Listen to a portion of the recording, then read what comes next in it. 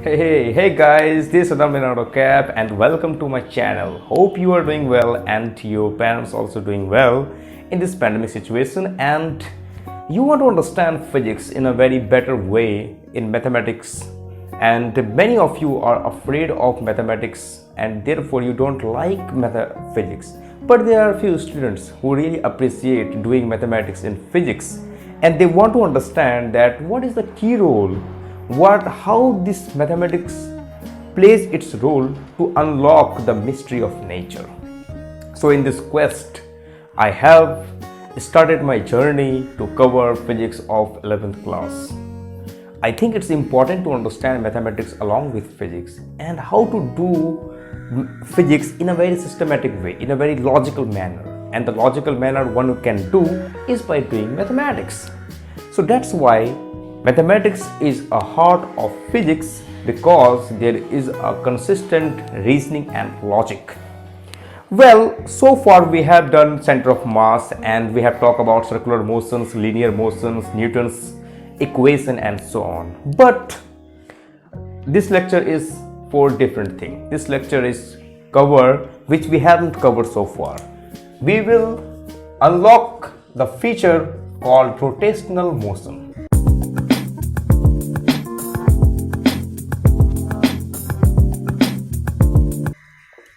This is the motion which we haven't looked so far. We have talked about translation motion and then what are the equations of motion if body slides or body having some translation motion. But what if the body is rolling? Okay, so suppose this body is rolling and then again going just forward. You know, there are so many objects which have this kind of a circular motion, or we can say rotational motion. Then how can we understand the equations? What are the dynamics of motion is there and everything? So in this lecture we will try to understand rotational motion, and there are so many topics involving in rotational motion, and this is a very hot topic for IIT or NEET preparation. Or in physics, the rotation is kind of a very hard, because you know everywhere there is a rotation. If you want to understand cosmology, okay, if you want to understand quantum mechanics, means if you want to try to find out the physics in a very larger scale, okay, the universe scale, or if you want to try to find out the physics in a very small scale like atomic scales, rotations are everywhere. Okay, so we have to understand how can we systematically, comprehensively understand these kind of things, these kind of stuffs. So we try to understand all these things in this lecture. Not in lecture, there are series of lecture which will only focus on rotations motion, and the problems will also be given. Therefore it is kind of a very amazing journey for us for this lecture. First of all, I am going to give you what are the contents which will be covered in rotational motions. So the contents will as follows: that first of all we will discuss what is rotation. What is rotational motion? Means how it is different from circular motion. Okay, differ from circular motion. And then we will talk about if any body is rotating, then what are the equations of motion in circular motion. And then we will try to find out the relation between linear motion and rotational motion. That okay, fine, a body is rotating and then a body is, we have also already talked about these linear motions, okay, in my previous lectures, but now body is rotating. So is there any relation between those parameters and no, and so on. Then we will talk about torque, and then proceeding with, we will talk about angular momentum. These are very hot topics to cover in rotational motions. And then we will talk about the moment of inertia. Moment of inertia, this is too much important mathematically and conceptually, and so many questions are asked from this section, moment of inertia. And as we have calculated the center of mass in my previous videos for any objects, then we have to again calculate for moment of inertia for any extended objects. calculate the moment of mi for other continuous body. If your mass distribution is continuous, means if you got a sphere, got a circle, got a disk, then what are the moment of inertia for this kind of objects? And then we will talk about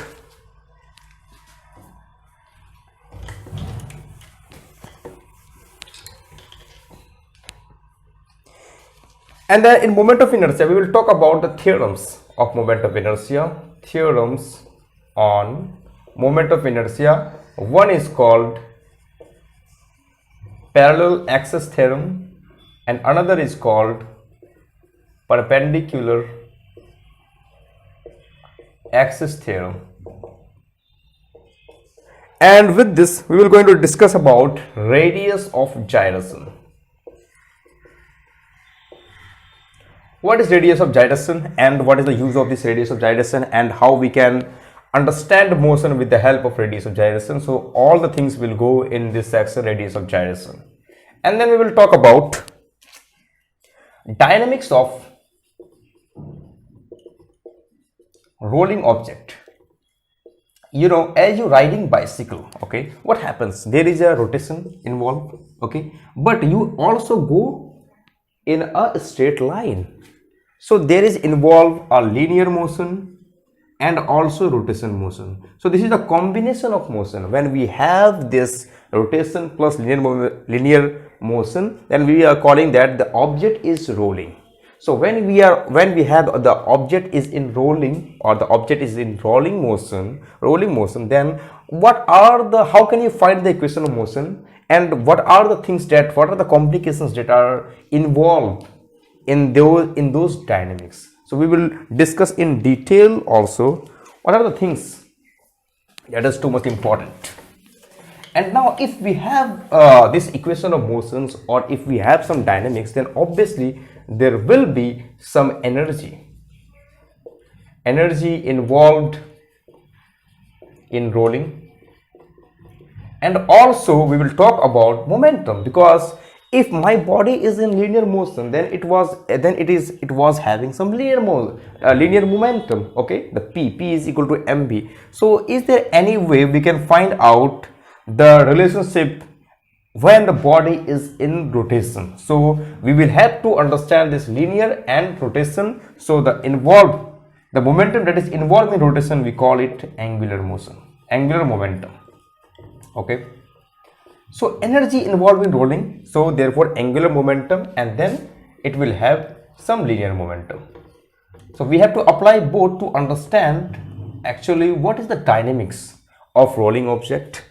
We will also study the energy involved on this rolling motion and also momentum. So there are two kinds of momentum. One is called angular momentum and another is called linear momentum. And with the help of this, we will understand very well what are the things, how we can describe the rotation of motion. So you see, it's a very hot topic, you know. Too many things are involved, a heck of the things are involved.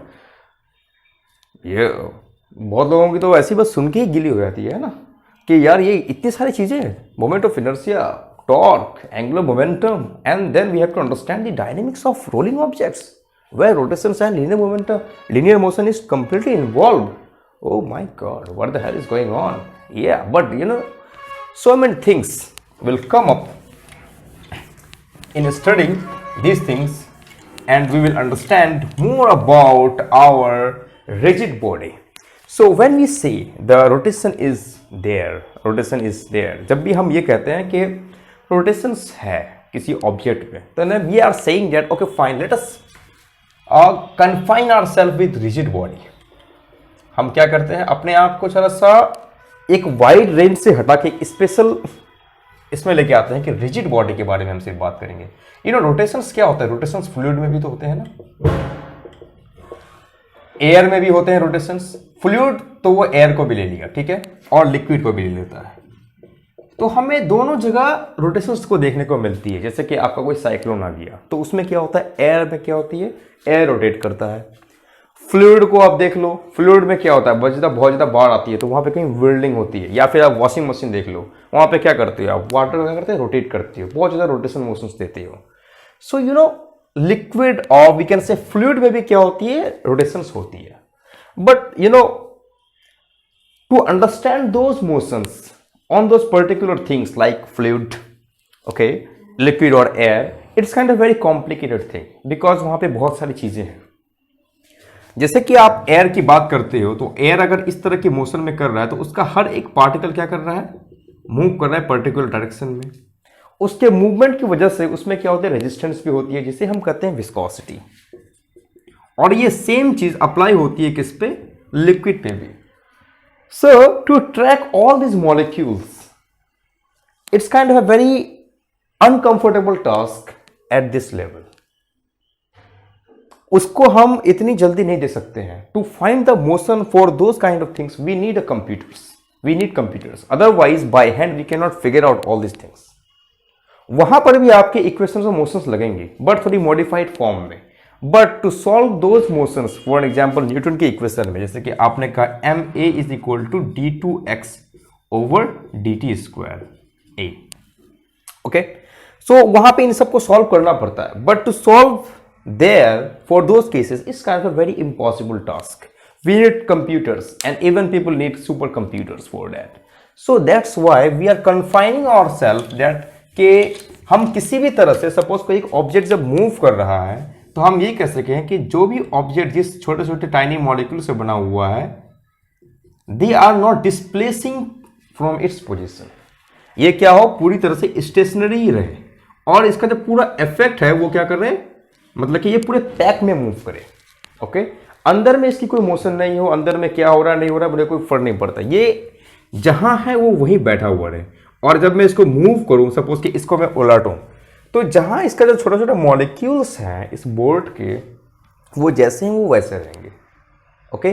But ये पूरे pack में move कर रहा है। तो जब हम इन छोटे छोटे इंटरनल मॉलिक्यूल्स जिससे वो बना है पूरा पैक, उसको हम क्या कर सकते हैं, they are kind of rigid और they are kind of fixed, we are saying that this is a rigid body. अब तुम देख लो फैन का जो ब्लेड है वो क्या कर रहा है, रोटेट करता है when you just switch on the fan. उसके अलावा आप देख रहे हो डोर को आप खोलते हो तो क्या होता है, वो खुल जाता है। ऐसा तो नहीं तो कोई एक मॉलिक्यूल चले गया वो बहुत ज्यादा दूर और कोई एक नहीं गया, एक पैक में उसकी मूवमेंट होती है। जब हम इस तरह के ऑब्जेक्ट्स को लेते हैं जहां पे हम पैक की मूवमेंट को देखते हैं and we are assuming that all the particles all the smallest particle that is made, that is there, it's kind of very fixed. We don't care about the motions of any internal objects. Then we said, yeah, very good. We don't have to care about it. So we are saying that is a rigid body. Okay. So this is the way to define the rigid body, and you got an idea what I mean by this rigid body. अब motion की बात करें, rigid body क्या होता है, motion में है, okay. पहले तो हमने देखा कि कोई एक ऑब्जेक्ट था वो लीनियर मोशन में था, ओके, और इसको मैंने कंसीडर किया था एक छोटा सा ऑब्जेक्ट जिसको मैंने कहा था बाद में सेंटर ऑफ मास की अगर मूवमेंट को आप देखो तो फिर पता चल जाएगा कि इसका ऑब्जेक्ट का क्या है। और हमने ये भी देखा था कि इसको हम क्या करते हैं, पॉइंट पार्टिकल कंसीडर कर रहे थे बिल्कुल, कि पॉइंट्स किस तरह से मूव करेगा। देन वी से या it's good enough to understand the motion linearly, okay, with the help of Newton's equation. अब बात आ रही है जब हम रोटेशन की बात करें तो रोटेशन में क्या प्रॉब्लम आता है। रोटेशन में जब प्रॉब्लम ये आता है कि सपोज कि ये मेरा एक बोर्ड है, इसको मैंने निकाल लिया, इसको मैं रोटेट किया तो क्या होता है, I can not say that ये जो ऑब्जेक्ट है अब ये पॉइंट पार्टिकल है, I can never say that, you know, if अगर इस पॉइंट को आप मूव करोगे तो आपको कुछ पता नहीं चलेगा ये मूव किया है, इसका रेडियस का है, इसका radius assume to be 0 and so on. So you don't understand कि अगर ये छोटा सा जो पॉइंट रोटेट करेगा तो इसका जो मूवमेंट है सेम तरह से होगा। It's impossible, first of all that point.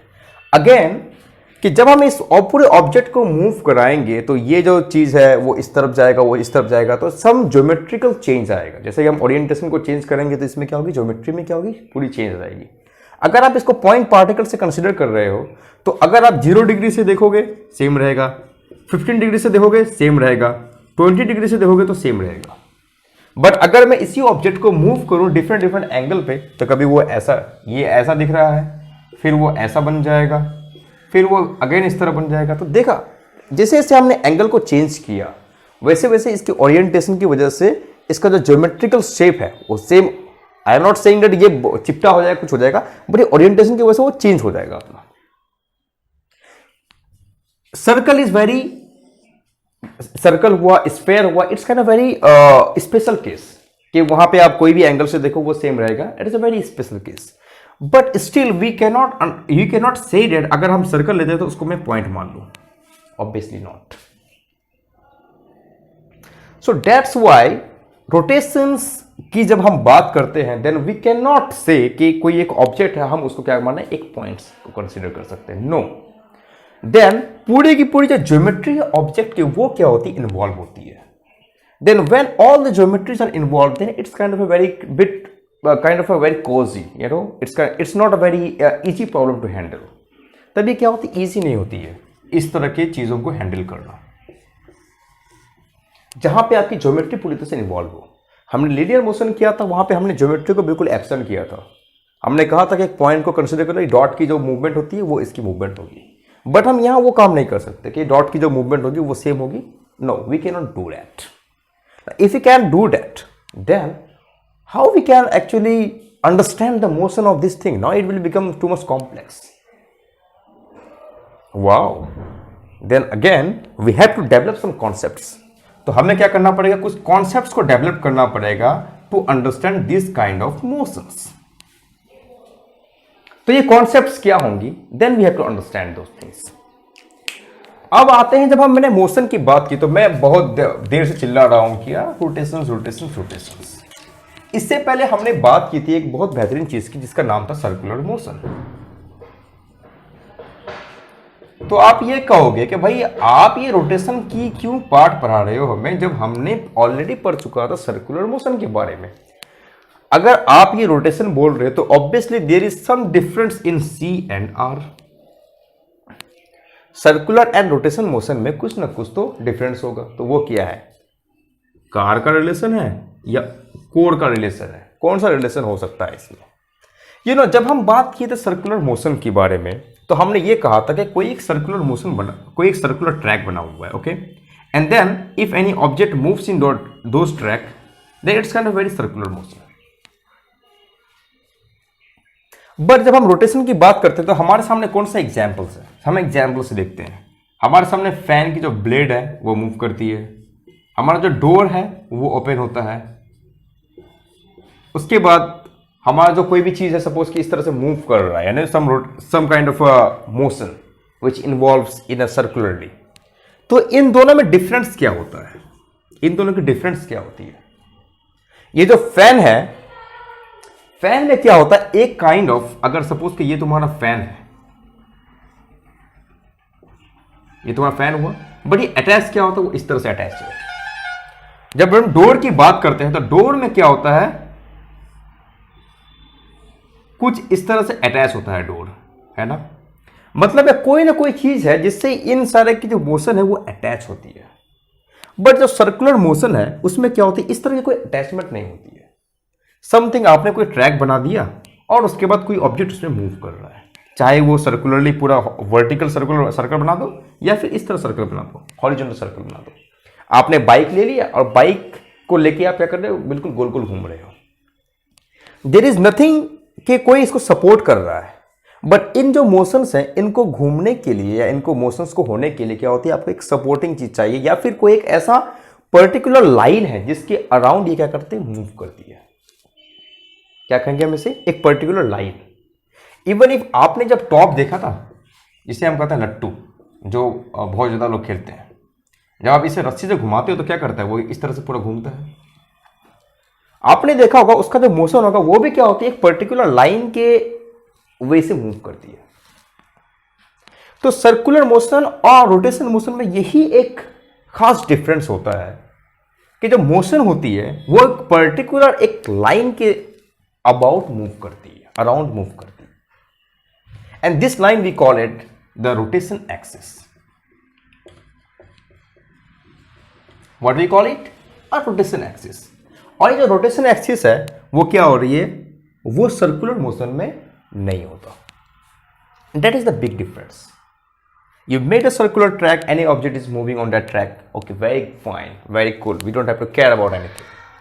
But in rotation motions, any object is moving on particular axis.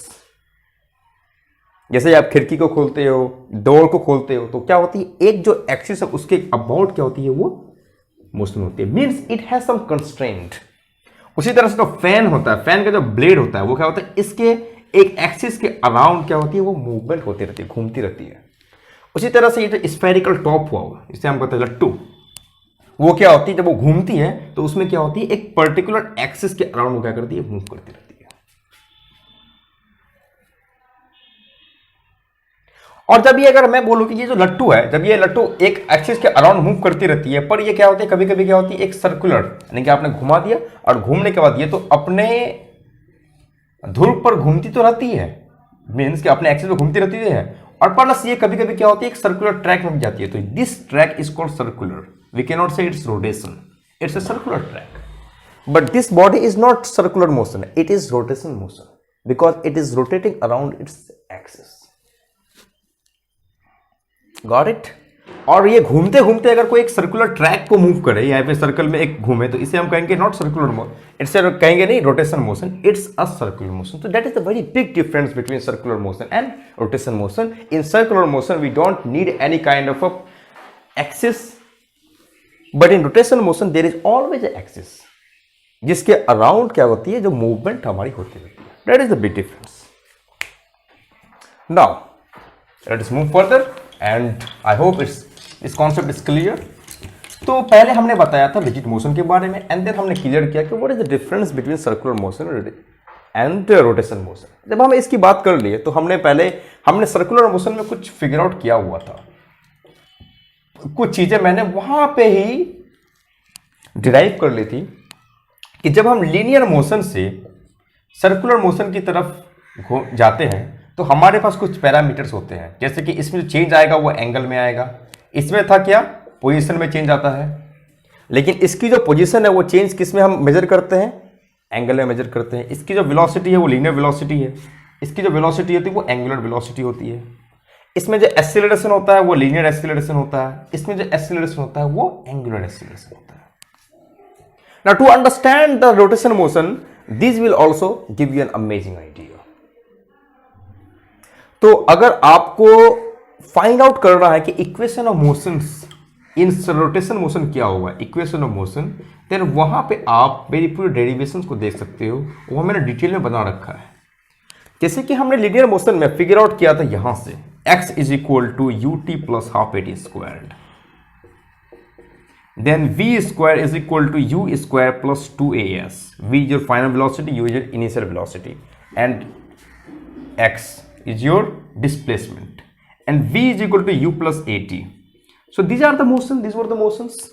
Now similarly we can find कि अगर मेरे पास कोई ऑब्जेक्ट जो रिजिड बॉडी है उसमें इन्वॉल्व होती है rotation motions, then we can also track this theta is equal to theta 0 may be initial position plus omega into t.